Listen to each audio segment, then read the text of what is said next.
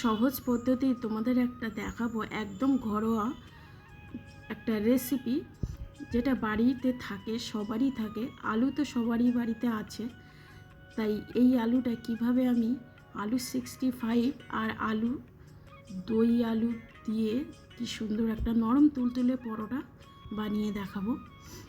প্রথমে আলুগুলো ভালো করে ছাড়িয়ে ম্যাশ করে নিয়ে আধা কাঁচা পাকা লঙ্কা ভালো করে এরকম ভেঙে নিতে হবে। তারপরে আলুটার সঙ্গে ভালো করে মেখে 500 মতন ময়দা দিয়ে দিতে হবে, একটু নুন চিনি দিয়ে দিতে হবে। এখানে কোনো ময়াম দেওয়া যাবে না, তাহলে ভালো লাগবে না। সে দিতে পারো, কিন্তু কোনো অসুবিধা নেই। আমি কিন্তু এখানে ব্যবহার করা হয়নি। আর আজকের আমার বাড়ির কর্তা বানাচ্ছে। ভালো করে মেখে নিয়ে ডো তৈরি করে নেওয়া হয়েছে।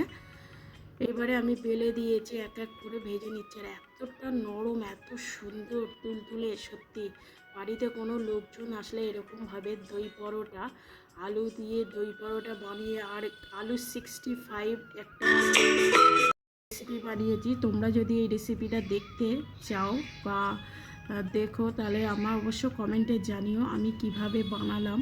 আর খুবই টেস্টি আলু 65 অনেকে জানে, অনেকে হয়তো জানে না। এরকম গরম গরম দই পরোটা, নরম নরম তুলতুলে, তার সঙ্গে যদি আলু 65 আর রেসিপি থাকে, তাহলে তো আর কোনো কথাই নেই। সাথে থাকবে ডালের বড়া আর এখানে মিষ্টি দুটো। এইভাবে যদি বাড়ির লোকজনকে বা কোনো আত্মীয় স্বজনকে খাওয়ালে সত্যি অসাধারণ টেস্টি, আর খেতেও খুব সুন্দর। এই যে আলু 65 আর ডালের বড়া, মিষ্টি, আর এখানে হচ্ছে পরোটা। এটা আমি কালকেরও কিছুটা বানিয়ে দিয়েছিলাম, তাই ফটোটা দিয়েছিলাম, আমি পোস্ট করেছিলাম, তাই সম্পূর্ণ আজকে সেটা আমি দেখালাম। ভিডিওটা যদি দেখতে চাও কমেন্টে জানিও। শুভ বিকেল বন্ধুরা।